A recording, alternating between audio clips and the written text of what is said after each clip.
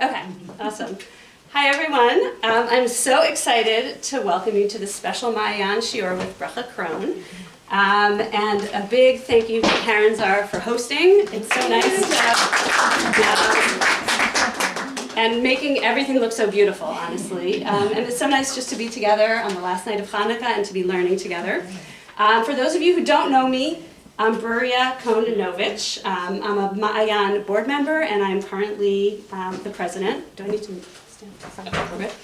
And I was really hoping tonight to introduce you to our new Director of Education and Engagement, Talia Greenboim, who was supposed to be here with us tonight, but she hurt her back and wasn't able to travel here, wasn't able to be here. So she's really looking forward to meeting all of you at future Maayan events. So before I introduce our wonderful speaker, Bracha, who is a close friend since childhood, I'm going to say a few words about my grandmother, Mrs. Devorah Cohn, who we're sponsoring this year in her memory. And I feel that sponsoring learning is such a powerful way to remember and honor our beloved relatives. My grandmother loved learning and teaching Torah, and she very deeply cared about all of her students. It actually isn't my grandmother's yahrzeit, which is right before Purim, but I specifically wanted to sponsor the shiur because my grandmother knew and was a huge fan of brachas. We grew up together, and she knew bracha both through me, but I think also you went to the same shul, and she just kind of knew you from the community.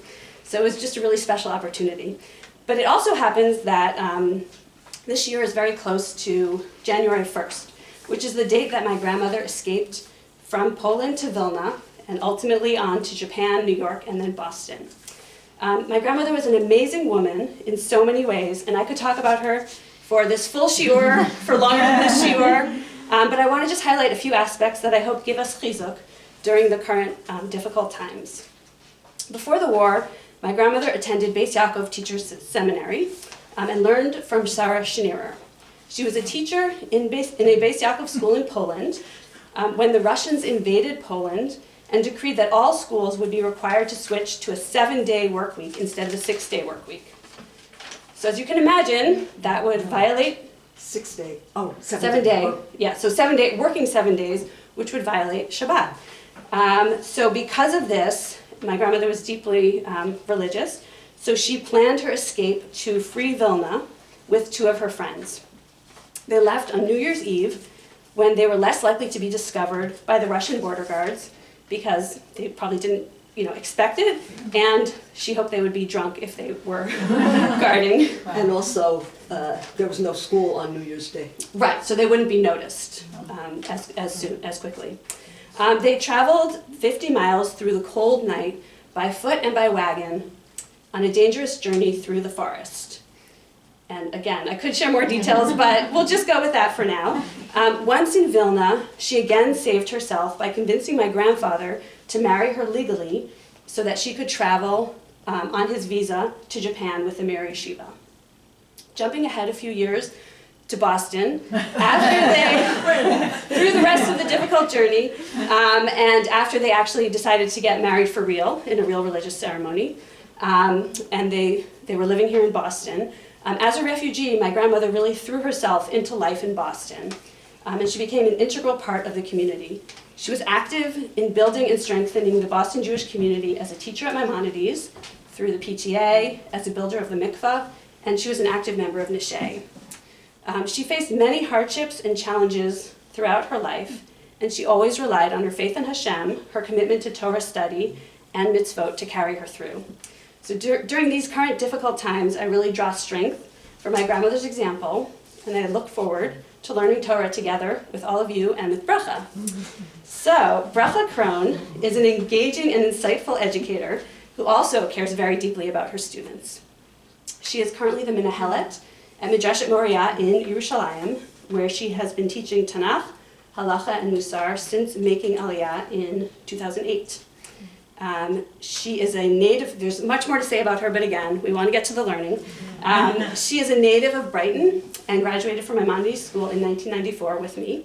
And thank you so much for joining us from Israel.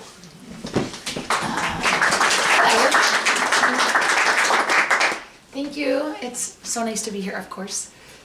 I don't come back every year to Boston. We take turns recruiting in different cities. I'm here for 2 weeks now recruiting for my seminary. So I spoke to the seniors today and interviewed a few, and then went back now. They have a girls' night in where they're all sleeping over. So I talked to them a little bit about what it's been like in Israel and about all the achdut going on and the volunteering and like finding something so meaningful to live for that people are willing to die for it, and how meaningful that really has been for me and how it's really inspired me to feel even more connected to living there. My husband and I had a shotgun Aliya in, you thought I was going to say wedding. We grew up here together and could have, but we had a shotgun Aliya in 2008. We really had never talked about making Aliya, and we did graduate together. He also was in our class since first grade. He came into our class. We all worked together since first grade. We had been going out through high school, and we ended up getting married, but never talked about Aliya, and bought a house and 2 cars in Cleveland, and we're really loving life there, teaching in the high school in Cleveland, Ohio for 7 years. And then they sent us to go check out the Israel seminaries and Yeshiva so we could be Israel advisors for the senior class. And we hadn't been to Israel in a decade. And we just, it's like very hard to go and then not move. And at that point in our lives, we had friends who had also thinking the same thing, so we all went together in the summer of 2008. And our oldest at the time was going into 4th grade, and then our daughter was 5.5, and our son was 3.5. And we raised them in Israel, and it's been amazing, amazing, amazing. And even more so now, would I rather obviously never want to live anywhere else. And it was really hard to leave. There were a lot of mixed emotions about leaving. I felt really bad. Leaving my people and leaving my country, and thank God a friend's son who I was worried about came out of Gaza right before I left. That was very nice of him. And my nephew has been up north. He's a Katzin in the army up north for 2 months, and he just came home for break also. So that's 2 people off my list of, who are you? It's like, who are you losing sleep about, So there's a few more that I'm nervous to be away from, but God willing, it'll be quiet, and I will be able to do this trip and collect students who want to come and learn in our program. It's fun to be at the Czars because Hannah and Dina, 2 of their children, learn with us. And it's just so fun to be in their house teaching Torah. I'm sure that's giving them a thrill. We sent a little picture to Dina already. So Bruria and I talked about this in the summer. I work in Camp Stone. We go to Camp Stone every summer since 1996. We've been going back there. So, and Bruria and John have come to visit. Their daughters who have been in Stone, and their daughters work there. So we were talking this summer, I think, and Bruria said, if you're going to come, maybe you'll come and give a shiur for Mayan, which of course is such a pleasure because I remember my mother going out to the Mayan shiur every once in a while. And so it's great to be back on the other side, learning and teaching, and a shout out to my mom. Okay, so I'm going to pass this around. I was able to think. We thought about a few things that I love teaching and would love to share with you, but I settled on this idea of unlocking the Midrash, we called it. On this piece of paper, I changed it to messages from the Midrash because I was trying to pick some beautiful ideas from Chazal, from our rabbis that maybe would give us strength, especially in this time, just some of them that I love, and in general, the idea of studying Midrash and learning ideas from what Chazal, from what our rabbis spoke about. So I want to hand this out. For those of you who are not comfortable in Hebrew, don't be nervous, because like everything, I'll translate and you can listen if it's overwhelming. I don't know how much we'll get through, but you'll definitely get the point, and I think I'll send you home with an interest in thinking about different Midrashim that you read. Usually we come to Midrashim through Rashi. All of us grew up, or some of us grew up learning Parsha and Chumash, and when you're learning Rashi, Rashi's bringing Midrash, okay? And people have difficulty learning Midrash. So often everybody asks, what do they mean? What does this Midrash mean? It's so weird, that's like Vashti grew a tail and didn't want to come in front of Achashverosh. That's so weird. Vashti didn't, come on, she grew a tail, And that's a great one to think about and wonder, did Vashti grow a tail? Hi. Did Vashti grow a tail? Or are they trying to tell me something? Is it, you always think like in quotes. Is it like Vashti grew a tail? Or like did Vashti grow a tail? So I want to just show you on page 1 just some ideas about how to study Midrash. And then I want to show you some examples I love. And you're welcome to come tell me what you think. Or we'll study some of them together. And then, if we don't have time to finish them all, you can take some of them home. But I love this Gemara that I started with just to show you the idea in Masechet Avodah Zarah. There's a Gemara on Daf Ayin Zayin that talks about a pasuk in Shemot, okay? And the pasuk in Shemot is telling us about the plague of frogs. But it says, Vatal hatzfardeya, vatechas et eretz Mitzrayim. Now, technically, if I translate that, it turns out the frog, hatzfardeya, the frog, rose, came out, and covered Egypt. The frog covered Egypt. So, Amar Rabbi Elazar in the Gemara says, Sfardeya achat haita, it was one frog. It started as one frog. Hishritza, it multiplied. Umal'a kol eretz Mitzrayim. And then all of Egypt, was full of frogs. So again, a frog started, Batal hat Sfardeya, and from that one frog, everything got covered with frogs. Kitanai, the Gemara tells us, that's similar to a machloket we have between Rabbi Akiva and another rabbi. We see Rabbi Elazar ben Azariah, right? We see here this machloket, like, oh, I know this. The Gemara says, Rabbi Akiva thought to say, Sfardeya achat haita, umal'a kol eretz Mitzrayim. There was one frog, and it filled up, like Godzilla, okay? It filled up Egypt. But Rabbi Elazar ben Azariah says to him, Akiva, malacha etzel Haggadah. What are you doing with this Haggadah? Like storytelling, meaning, oh, stop. Kalemi da protecha, stop your words. Like, literally, like, shut up. Ulecha etzel nigaim ve'ohalot. And go where there are nigaim and ohalot, meaning the halachot of nigaim is tzara'at, when you would get spots and they would have to declare you a leper or not, and ohalot and tents about tumantara, whether the tent that you were in because a person died in it, whether it's tamei or tahor. So we're talking here about issues of tumantara, meaning halacha, real Jewish law. So meaning, oh, Akiva, stop doing this agadita stuff, stop doing the midrash, we call it, like, stop, you're not good at it. Go back to halacha. And he instead said, it's Sfardeya achat haita sharka, it whistled lahem vehem ba'u. It started as one and said, come on, and everyone came, okay?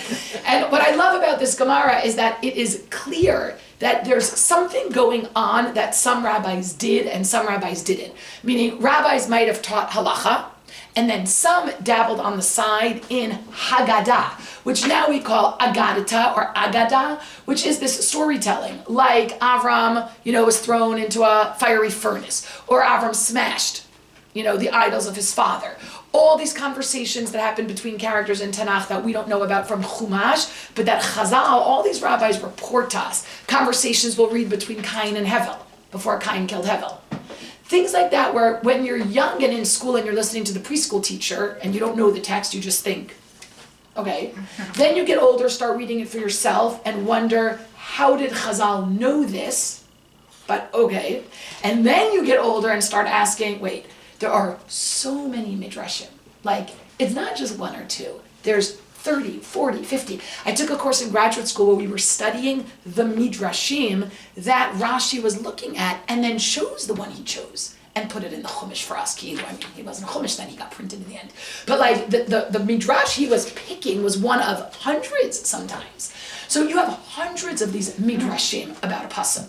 You have hundreds of ideas that are raised by Chazal, by our Chachamim, about why Vashti didn't show up at that table Achashverosh called her to. One of them is so fanciful, and you can't help but imagine this woman with a tail, that like that one sticks. But you go back and look at Midrash and there's tons of them, and you wonder what everybody's talking about. And then you see here that some rabbi said to Akiva, he's not good at it, and you wonder what it is. Like, you're not good at it, go back to halacha. And you start realizing there's a craft. It was really a craft. And this really ends up being rabbinic literature. And when you don't appreciate it for what it is, I just think that we miss out. Like, these rabbis are rolling in their graves. Like, that's not what I meant. Do you know what I mean? And nobody really understands, and we're left to wonder, like, what does that midrash mean? So I want to just show you two other people who talk this way about midrash, because there's always the people who say, Chazal are telling you something. They're telling you that Vashti grew a tail. And that's been handed down generation to generation. Now, that would be great, except that I have another one where Vashti, had spots, and Vashti had pimples, and Vashti's skin was green. And at a certain point, you're like, well, which one was it? And then you have midrashim about how Esav was this very frum son who was great at kibbud avayim. But then you have these other midrashim that talk about how he was a rapist and a murderer. So, who's right. Like the minute you start learning Midrashim, you start realizing, I think something else is going on here. I don't think it's history, right? I think there's something else. And I just want to show you two people that talk like this about Midrash so that we could then go and like learn and think, what are Chazal telling us? And that you don't think I'm, making up the idea that the Medrash might not be literal. But that is something, there's a message there for us, okay? So the first famous one is the Rambam in source 2. And the Rambam there, in an introduction to the 11th parak of Masachet Sanhedrin, it happens to be in his Perush on the Mishnah, in the 11th parak of Masachet Sanhedrin, he goes into this whole thing. It's called Hakdama LaPerak Chelek, and he's talking there about different things and people who get Olam Haba. And in that context, he talks about the way Jews approach Midrash, okay? And he says, Umimasha tatzarich ladat. What you have to know, he says, is ki benogea l'divrei chachamim, zichronam livracha, what we call Chazal. When it comes to the words of Chachamim, nechlaku b'nei adam l'shalosh kitot. People are divided into 3 groups, okay? You have 1, 2, and 3. 1, v'hi rov ma shara'iti. Most of what I see are these people. V'shara'iti chiburav, I see them writing, u'masha shamati alav, and heim ma'aminim otam al pshatam. They believe these midrashim al pshatam, literal. Vashti guratel, Vashti guratel. Avram smashed his father's idols, we know that. That's been passed down, and that's what we know. It's history. Ve'ein sovrin bahem, perush niskar b'shum panim. And they don't think there's any hidden meaning to the midrash at all. You take it at face value. V'hanimnaot, and the stuff that's like impossible, kulan, hein etzlam mechuyavot hametziut. They happened. I'm telling you it happened. And the same way God split the sea, right? So then he also made a human grow a tail. Why wouldn't you believe that? You believe the sea split, so you can't believe that God would do that. V'zo hakat, he says, aniyat hadat, they're poor in thought, like intellectually poor. Yesh leitzta'er aleim l'sichlutam, you should feel bad for them about their foolishness. Right, it's like, tell us what you really think. Lefi shehem mechabdim u'minas'im hachachamim kefi da'atam. They honor and raise up the Chachamim in their opinion. They're saying what they said is what they said. Don't question it. That's what they said. That sounds like you're honoring them. But the Rambam says, but they're really lowering them. And they don't get it. V'chai Hashem yibarach ki akat hazot me'abdim hadrat haTorah u'ma'afilim zohara. Actually, what these rabbis are doing is destroying. They're losing for us the glory of Torah, and they're darkening its light. Can you see why he would say that? Why does taking the Midrash at its face value, literally, why would that in any way harm Torah and not just honor the sages? Like, why isn't it a great idea to just listen to what they say and take it? Why are you turning it into something it's not? They said what they said and that's it. It's not Mekra. Because it's not? Mekra. Okay, because meaning what? Say. It's not Torah. It's Sinai. Okay, and therefore meaning and therefore you can't take it literally. Or you don't have to. Okay, you don't have to. Right, meaning the idea that you think that they're passing down Torah Sinai might in the end have you misunderstanding what the messages from Torah are and what these people are saying, and it might even make you think that if you think that what they're saying is actually Torah, the same as the Torah we know, and it's literally the same, so then you might end up saying it's ridiculous, right? And then you definitely end up maligning Torah and not honoring anything or anybody. Okay, the second group, he says, is actually similar to the first in that they also take the Divrei Chazal literal. They just take it literally. But he says that group at the end of the first line, v'chashvu shelo kivnu chachamim bo zulatim hashem moreh alav pshat hadavar, again. But v'heim ba'im l'sakelotam u'liganotam. But they actually come to demean them, to laugh at them. They don't do it in a frum way, like what Chazal said is literal, and I pledge allegiance to all midrashim.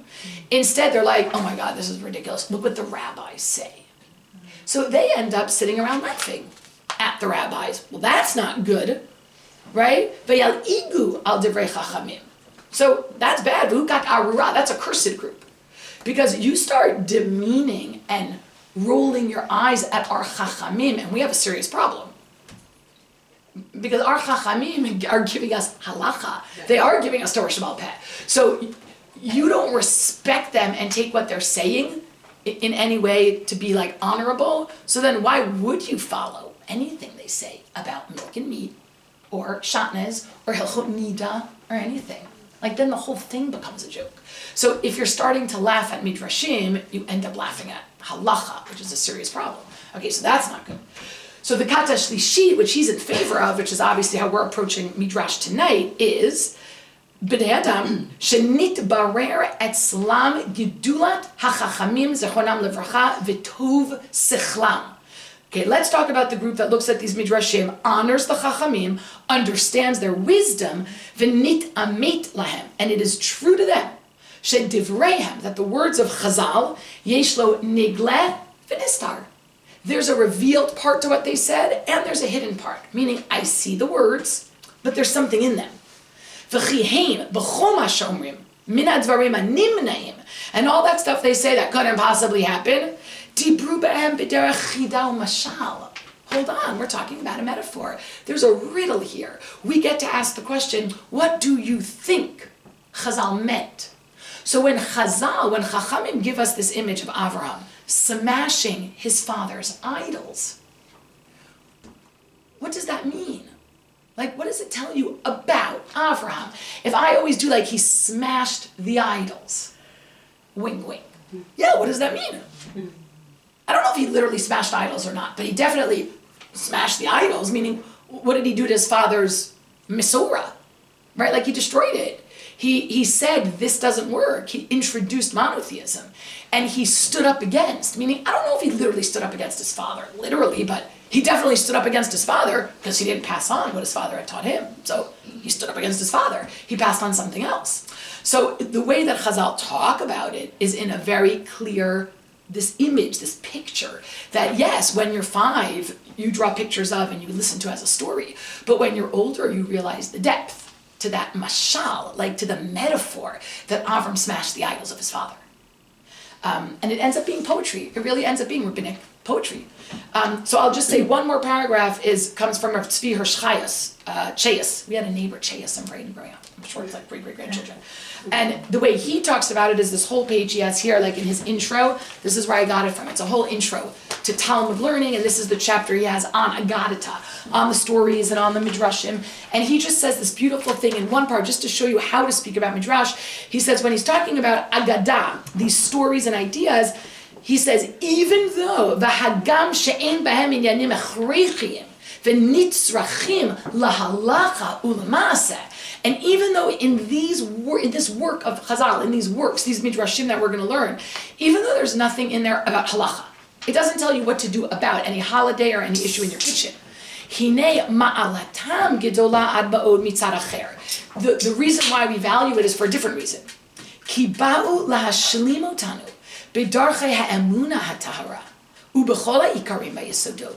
It is coming to perfect us, to make us whole when it comes to issues of emunah, belief in God, or other foundational concepts. Asher dat Moshe v'Yisrael hatba'u aleihem, that all of Torah is imprinted with. This is our Mesorah in terms of values. This is what we think and value. What Chazal are telling us goes back to ideas of free will, ideas of our relationship with God, ideas of values, ideas of emunah, again, belief in God. Ve'en safek etzleinu. There's no doubt, he says, shekol divreihem b'yesodot ha'emunah u'bikarei Torah. All the stuff they talk about, all the foundational things they say about Torah and emunah, belief in God, kulam mikubalim ha'yu etzlam mi Sinai ba'al peh. Meaning the words, the values, the ideas, of course, go back to Sinai. There are religious values and ideas. It's just Chazal went ahead and sometimes say it in halacha form and sometimes say it in this what we call midrashic form. Okay, so I want to give you some examples of just midrashim I love and why and like what I get out of them. And I tried to bring one or two. I picked one or two that actually feel relevant to sort of what we're all feeling today. But we'll start with something easy as like an exercise. Here's like an easy one. Okay, so we are going to read soon that Yosef is going to be reunited in another week. Right, Yosef will be reunited with his family, and when Yaakov comes with all the kids back to Yosef, It says in the source one, I brought a pasuk in Bereshit coming up in Parak Mem Zayin, right? Spoiler for those of you who forget. In the end, Yosef's going to say that he's the one. So, Vayomer Yosef, Vayasor Yosef Merkavto. Yosef ties his chariot, saddles his chariot. Vaya'al likrat Yisrael Aviv, and he goes up to meet his father, Goshna, towards Goshen. He travels a little bit to greet him. Vayera elav, vayipol al tzavarav, vayefk al tzavarav. Right? They see each other and they cry. Okay? So Rashi brings something. Skip Ibn Ezra for 1 second. I want to show you the Rashi we all know. Vayasor Yosef merkavto hu atzmo asar tasusim la merkava lehizdarez lichvod aviv. It says he tied up his chariot. So the Midrash says he hu atzmo. Now it's a little bit shocking that he went down to the garage and did that. Why? Yeah, he's the second in command. I doubt the president starts his own car in the morning. Like, doesn't make sense, but no, the Medrash says, hu atzmo asar asusim lamerkava, lihizdarez lichvod aviv, to show zrizut, alacrity. Right? We say zrizin makdim in the mitzvot. Out of respect for his father, Yosef showed here impeccable kibud av and wanted to tie the chariots and drive himself. Okay, now, note how the Ibn Ezra, first, if you're learning Ibn Ezra, he says, Vayasor Yosef, Yosef tied up the chariots, al yadei tzivoy. He got the car started. That does not necessarily mean he went out and started the car. It's al yadei tzivoy, by a command. Meaning, what did Yosef probably do? If I went in a time machine, I'm guessing what it looked like was he said, get the horses. That's all that is. He tied the horses. And then Kimo, and then it brings a pasuk from Sefer Malachim, Vayiven Shlomo et Habayit. Really? Shlomo HaMelech built the Beit Midrash. No way. There's no way. We know he hired workers. He was not out there in his overalls. It wasn't, that's not what a king would do. Maybe he did the ceremonial, first bang of a hammer or something, but he was not out there sweating. It's beneath him, even though he would want to do something as part of the Beit Midrash. So when the pasuk says, Vayiven Shlomo et Habayit, we know it means he was the one in whose reign the Beit Midrash was built. He gave the command, he hired all the workers, he oversaw the project, but he didn't literally build it with his own 2 hands. So that's what Ibn Ezra says about Vayasor Yosef, meaning, Yosef tied the chariot. You know what that means, come on. But what are Chazal doing? Meaning, here's an example where you say, so why are they saying that? If Yosef didn't literally tie the chariot, then why tell me he tied the chariot? So first of all, what's fun is almost always, not always, we all learn what's Rashi's question. There's not always a question for Chazal. Sometimes Chazal really just want to say something at this moment. But here, you do feel like the text leaves an opening for Chachamim to drop in, and they do. They constantly are dropping in with something. And here, it is odd to read that Yosef tied it, meaning, if Yosef didn't really tie the chariots, then why say Yosef tied the chariots? Say Yosef got his avadim to tie the chariots. Or say Yosef's avadim tied the chariots and brought him to meet his father. But what do Chazal want to give you? What do they want to leave you with? What's the image that you're getting here? He was personally involved. That something about his personal involvement, something about the kibbud av v'em, the exact kinds of stories that we do want our children hearing, and the lessons of kibbud av v'em are 100% Torah miSinai, meaning is one of the 10 commandments. Can't get more Sinai than that. So the fact that Chazal jump on this moment to teach about kibbud av v'em, I'm not surprised. It's a great moment to teach. I don't know if literally Yosef did. I do know that Yosef missed out on a lot of years of kibbud av v'em. Yeah. So it could be that this is actually a beautiful thing to talk about. Dafka with Yosef, I feel like he missed out on all these years of kibbud av v'em. And don't you think that if I interviewed Yosef about how he's feeling, he would say something about how he's so happy to be back with his father and to be able to spend the last years of his father's life honoring him and taking care of him is so meaningful for him. Yes, I'm sure it's in there. I just don't know if it's that moment, but that's where they hook it. It's a hook. That's where they hook it, okay? And similarly, you start to see a trend because I see it again in Avraham. When Avraham woke up in the morning for the Akedah, and it says, Vayachavosh et chamoro, Again, vayachavosh hu be'atzmo v'lo tziva le'echad me'avadav. I don't believe it. Avram had a lot of servants. We know that. I doubt he tied the donkey himself to go on this trip with Yitzchak for the Akedah. But look at the Rashi before on Vayashkim. Why would the pasuk tell us he woke up early? Why not Vayakom? He woke up in the morning. Why is it Vayashkim that he was Hashkama minyanim? Because again, nizdarez la mitzvah. There's that term again, zrizut, right? And then you get Rashi's lesson, ahava mikalkelat hashura. Love defies nature. It ruins the regular. So here's Avraham in love with who? God. And that's going to make him do things that are crazy, like wake up early in the morning, go sacrifice your son, and tie your own donkey as the extra love. I'm not even going to have someone else start the car. I'm starting the car myself. I'm driving myself. And again, I don't know if literally, but definitely I know that Avraham loved God because he went and he was ready to sacrifice his son. It's always that thing where you step back and you go, okay, what are Chazal seeing that they're trying to talk about that they're putting on the words, okay? And the flip of this, by the way, is I gave you in Shemot and Bamidbar. The other two asterisks, it's Melech Mitzrayim. When he went running after us, it says, Vayeser et Rivkah. And then Paro, the Pharaoh, the Midrash says, Hu batzmo, Paro himself, tied that chariot with, not love, but again, the anti-Semitism drove him to do things, Or in Bamidbar, Bilam also, he goes to curse the people, Vayakam Bilam baboger, Vayachavosh et atono. And again, Rashi brings the Midrash. Mikan, from here we learn, Shahasina mikalkelat et hashura. Hatred also ruins the regular. Normally, but out of love or out of hatred, people do crazy things. So Chavash Pubatzmo, Bilam, who was this big famous sorcerer, was again starting his own car that morning and tying up his donkey. Okay? And I love the Midrash goes like this. Last line there of that example. Amar Kadosh Baruch Hu, Rasha. This is classic Midrash. So the Midrash makes this conversation where Hashem says to Bilam, Rasha, Kivar Kadamcha Avram Avinu. Avram Avihem. Avram, their father, you're going to curse? Oh, he was before you. He got this early. Shene'emar, Vayashkem Avram Baboker, Vayachavosh et chamoro. You want to see Zrizut? You're showing me Zrizut? Oh, you're messing with Avram. Avram showed me Zrizut out of Ahava. And that is going to undermine what you're about to do. You're trying to curse them, you're not cursing them. You think you have this Zrizut to curse, they have this Zrizut of Ahava and of sacrificing for me that will save them.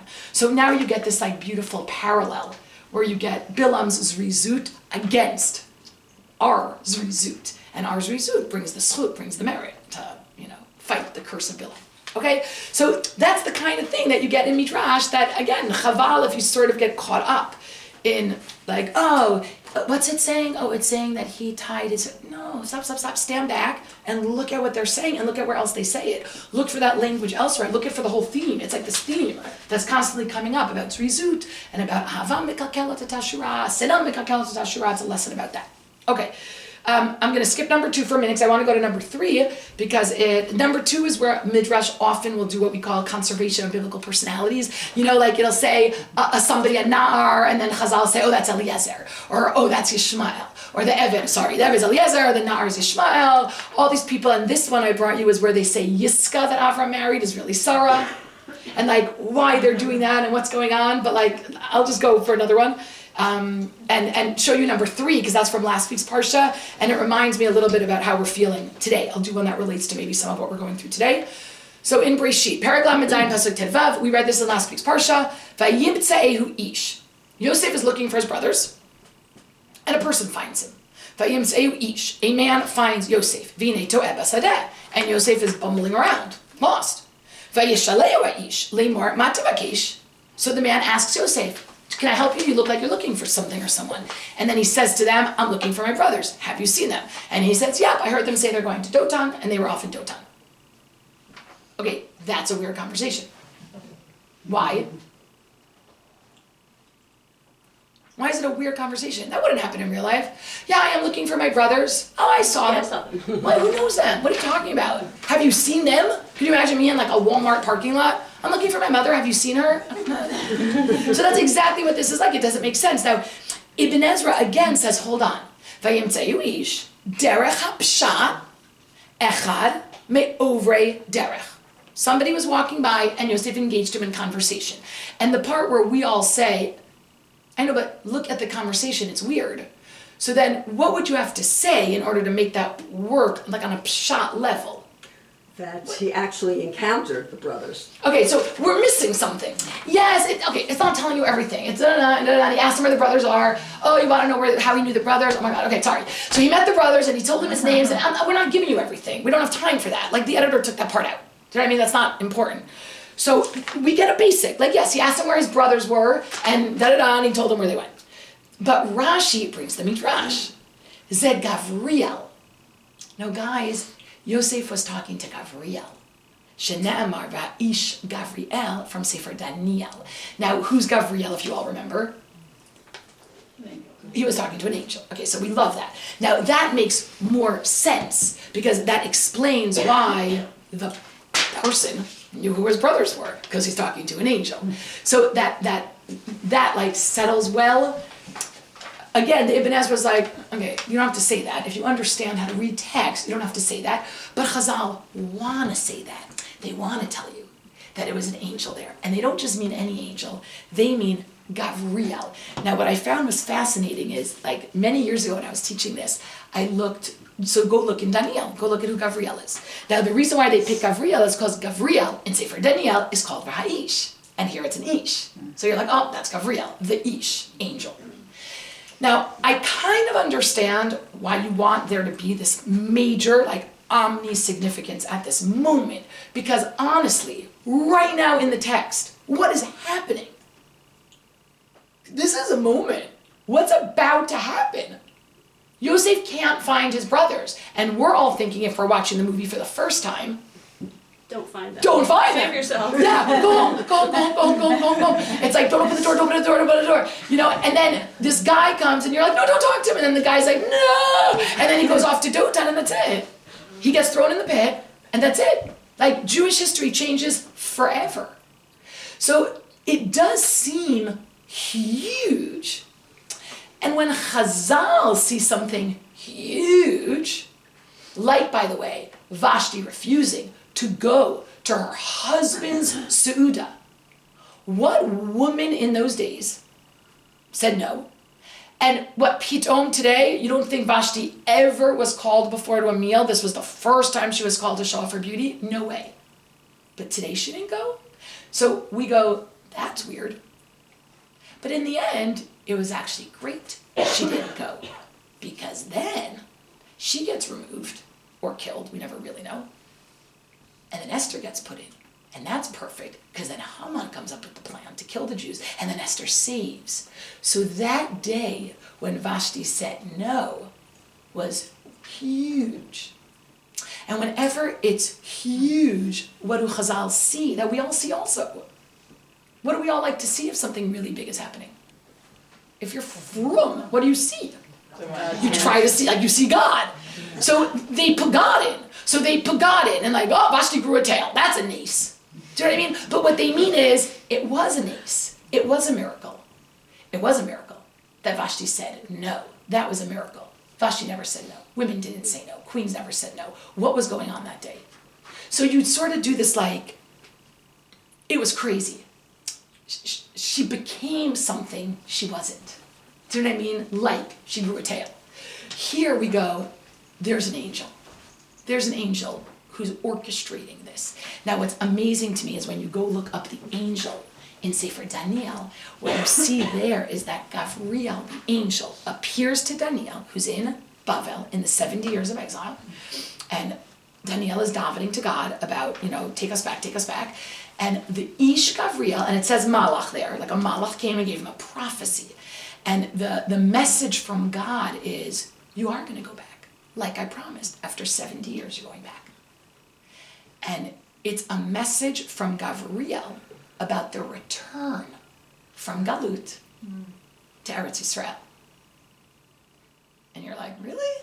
So that's the angel they picked? That doesn't make sense, because this is the angel that's sending them into Galut.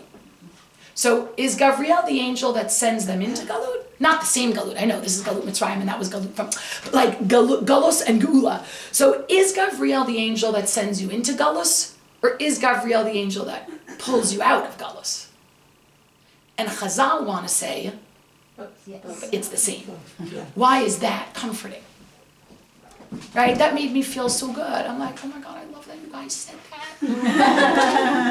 Because I want to believe that the God who orchestrated the Geula was there at the Galus. Or the God that we're seeing at the Galus is the same God as the Geula. Like, I can't not feel God here when it's bad. And I know God is there at the end. And sometimes we're able to look back and make sense of it. But to tell me it's Gavriel, don't worry, it's Gavriel, means that it's the same. Like it's one big story. And the Galus is the beginning of the Geula, and the Geula is the end of the Galus. And even though, again, literally it's not the same Galus and Geula we're talking about, but metaphorically it's Galus and Geula. And I feel like that's one of those messages where, again, like today, you know, you just feel like, what is happening? It's not good. And then you say, but it's Reshit Smicha Latinu. Like I thought God wants us in Israel. And I thought that we're exactly where we need to be and we're in the right place at the right time. So what was that? And you really start to ask yourself, like, okay, well, I believe God is with us. I see God is with us. There's incredible victory. Yes, there's death. War always has death. It's not a nes nigle. That's not. But it's a nes nistar, like America support, or the stopping, like what could have been on October 7th, believe it or not, is 10 times worse. The fact that the North could have attacked the same day. That, like, there's a lot of stuff going on here where you're like, okay, I see Yad Hashem, I see Yad Hashem. It's very sad and it's very hard, and I don't understand that part. But I believe the same God who's behind it is also behind the redemption of it, which will come, or which is coming, or which is happening anyway at the same time now.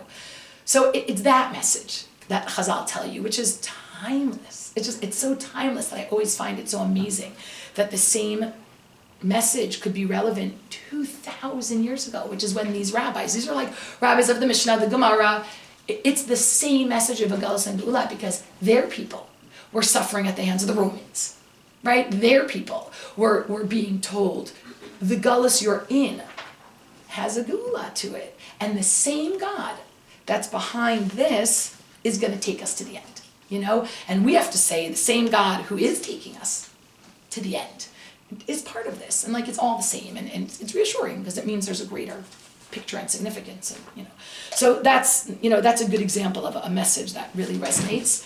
I'll tell you another one that's really interesting that I love from, I'll just do one more and then we'll end with like a nice one. But number 5 is also a good one. So I told you, Cain and Hevel.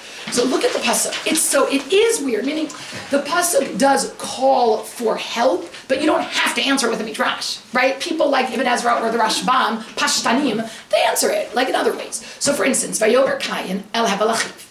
Cain turned to Hevel and said, Vayomer, he said, I don't know where the rest went, because then it goes, Vayi biotam basadeh. They were in the field, Vayakom Cain el Hevel achiv vayargeu. So you're like, what, did I miss something? Vayomer Cain el Hevel achiv, Vayi biotam basadeh, Vayakom Cain el Hevel achiv vayargeu. What did Cain say to Hevel? We never have a Vayomer without the colon and then the quote. And here we don't have it.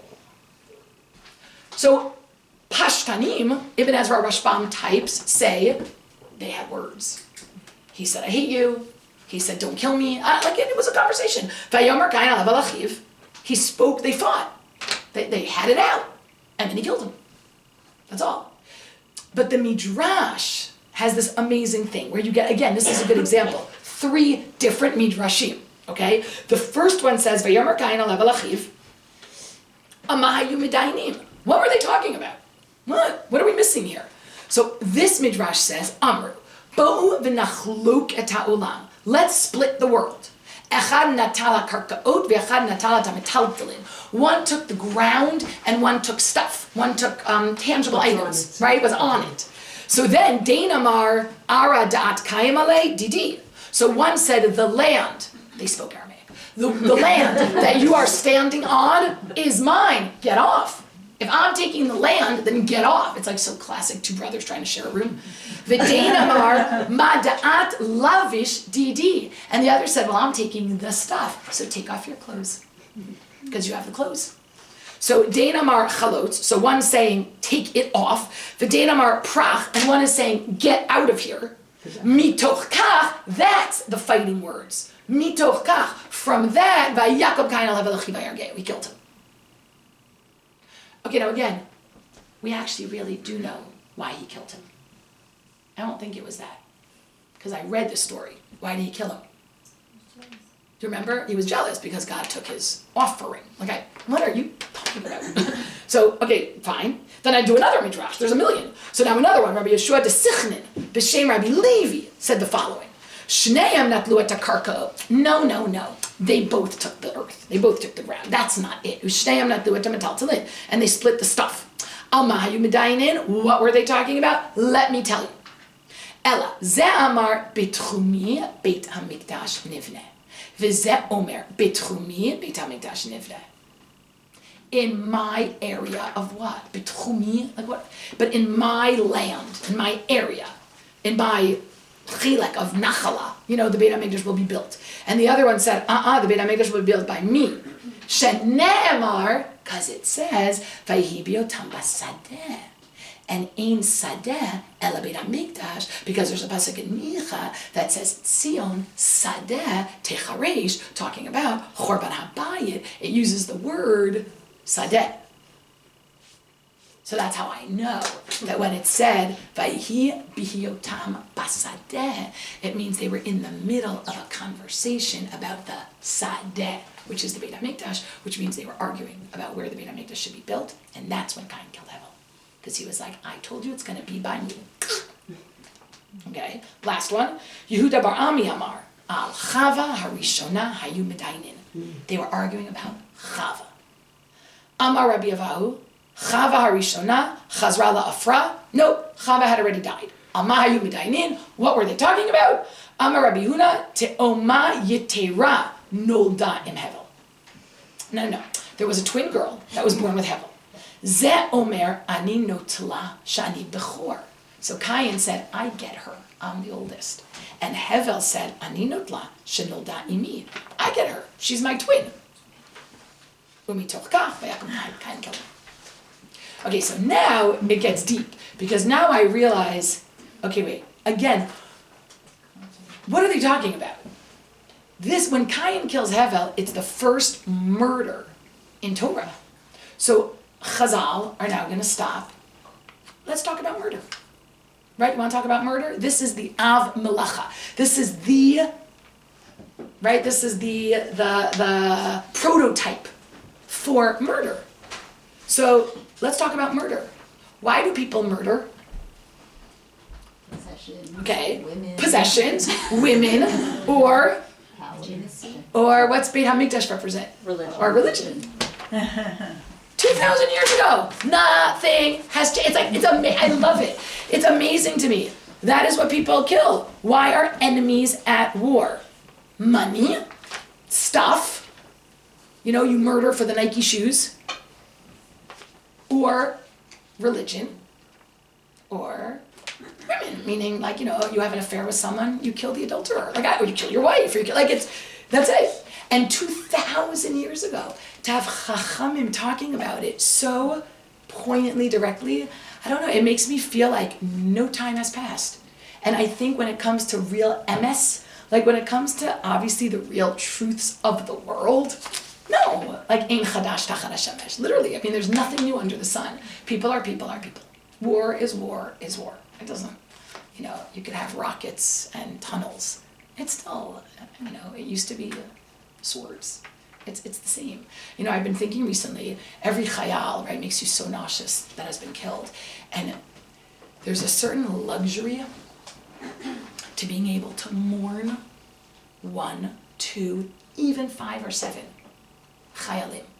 That's like a luxury, because when you look back and say for Shoftim, it was 17,000 800 after the battle of such and such. I can't even imagine what that decimation feels like. And I really said out loud to somebody I work with, oh my God, I think that's why one man has to have more than one wife. I don't think there were a lot of men around. What happens to everybody's wife after war? What happens to all the boys when they're like, who does everybody marry if 17,000 men are done? Or 24,000 or 48,000? Like what is happening that all these men were dying? Then what are women supposed to do? And I bet you that's part of why. Like one man took a few women. I mean, you have to, let's ever talk about a shut-off crisis. Like, it's not gonna work, you know? So it's like amazing to hear them talk about, you know, war. Okay, I'll just end with like that beautiful idea about women, because lately, and I was talking to the girls tonight for a second, I was trying to tell them about all the beautiful inspiration and the achdus, and I also said at the end, you guys, I said to these girls, like, you have to see these women in Israel, like all these single moms. It's heroic. It's heroic what's going on. And all these videos where the chayalim say, you know, it's to my wife, it's to the women, it's to the society that's keeping it going, just keep everything going, we'll come home soon. And you realize like all these women who are getting their kids off to school and who are alone in their beds and who are, I don't know, like I don't know, I'm not at that place in my life where I have that, but you know, 1 week your adrenaline goes, but like 8 weeks already where your husband has come home twice. It's so hard. And these women are amazing, and you think about these kinds of women when you read, like I love this Midrash, we just about Miriam, right? This actually became an activity recently. There was a woman going around doing art about designing tambourines in memory of, in honor of this Midrash, like Miriam, because we have that idea that, just again, Pasuk reads, Vatikach Miriam and Neviah, at the end of this slavery, everybody leaves, and then they're singing Az Yashir at the splitting of the sea. And then we read this pasuk, Shmo Perak Tetvav Pasuk Chaf. Miriam took the toph, right, which gets translated as a tambourine, this instrument. V'teitzena kol hanashim achareha. Then all the women go after her with instruments, and they start singing this Az Yashir song. What instruments? What are they grabbing from their bag? What's tambourines? Like, it's so funny. If I was running out of slavery and Para saying shoo, shoo, you know, I take my Luna bars, you make sure you have your babies, and you go. And she grabbed her keyboard and her guitar, and like, it's amazing. And of course, Chazal say, Et hatov biyada, v'chi minayin hayu lam liYisrael tupim u'mecholot, bamidbar. What? Where do they have instruments from? Ella, hatzadikim, hayu muvtachim v'yodim, shakadosh baruch hu oseh lahem nisim u'gvurot. Right? Like, they knew that God was going to do miracles. We're leaving it's happening, guys. And again, people died. It's like we get so distracted by the death because it's so sad, because we hear about it and we feel pain, and it's good, we should. And we need to get meta and macro, which is what they do, meaning, as you know, you go to these shiva houses and it's about Am Yisrael for them. It's about my son died so we can live here. It's about my husband died doing what he loved. It's a we. Everybody just keeps talking about we. You just keep saying we. You just keep saying we, and that's how you like survive this. So here also these women, tzaddikim, Shakadosh Baruch Hu, they knew Hashem was doing. So when they left Mitzrayim, hitkinu lahem tupim u'mecholot. Yeah, you're darn right. They made instruments and brought them because they knew they were headed for a party. Like they knew there was going to be a celebration. And it's sort of like, you know, the yeshiva that's building the kalim for the Beit Midrash in the old city. Like, we're getting ready. There's gonna be something. There's gonna be a celebration. And it's always been women who have known this in the Midrash before. It's about those nashim tzidkaniyot, the righteous women who use their mirrors to seduce their husbands, to get them to want to have children in Mitzrayim. So God loved the mirrors that they contributed for the kior. Like, it's those women that Chazal tap into.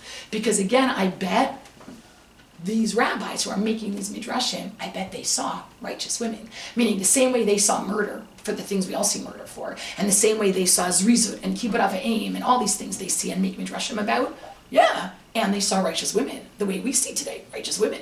Meaning women have always had a certain emunah and bitachon, and ability to trust. I don't know if it's the fact that we create, so we're tapped into that, or I don't know. But it's always been, Chazal talk about it, it'll always be, we have it today. And that's like the truth of Midrash. So even though when we say, is a Midrash true? If you mean literal historical, no, I'd say no. But if you mean, is it true? Of course it's true. Like, is it true that people, get excited over Kippur Avim? Yeah. Is it true that when you're really passionate about something, you do things that are not in your nature? Yes. Is it true that Yad Hashem comes in mysterious ways? Yes. Is it true that the women, keep the Am going? Totally. So then, yeah, Midrashim are true. It's just, I don't know, uppercase T, not like lowercase t, Okay, so as you're reading Midrashim, usually we find them in Rashi, but of course there's books and books of Midrashim, they're fun. And sometimes you can figure it out and sometimes you can't. I'll leave you, this is a fun one. Datan and Aviram is number 6. Datan and Aviram are those characters, we only know about them from their rebellion against Moshe with Korach. Datan and Aviram are the bad guys with Korach. That's the only time we read about them in Chumash, in the text. But you know them because of all the Midrashim where Chazal tagged all these troublemakers as Datan and Aviram, Datan and Aviram, Datan and Aviram. And what's fun is to try to figure out what they all have in common. Because it's not just, they rebelled against Moshe. Some of them are a little bit more than that, or I don't know. It's a fun thing to try to decode the Midrash. Sometimes you feel I think I get it, and sometimes you're I don't know what they meant. And then it's fun to try, so it's nice to discuss. All right, thank you for coming. Fun to learn together. You're welcome. Thank you so much, Bracha. Thank you, everyone, for coming. It's really wonderful to learn together. I'm jet lagging, so I'm fine. But I hope you're all. And I'm the one talking, so it's easy. Thanks for staying up. And we hope to see you at more shiurim in the future. I mean.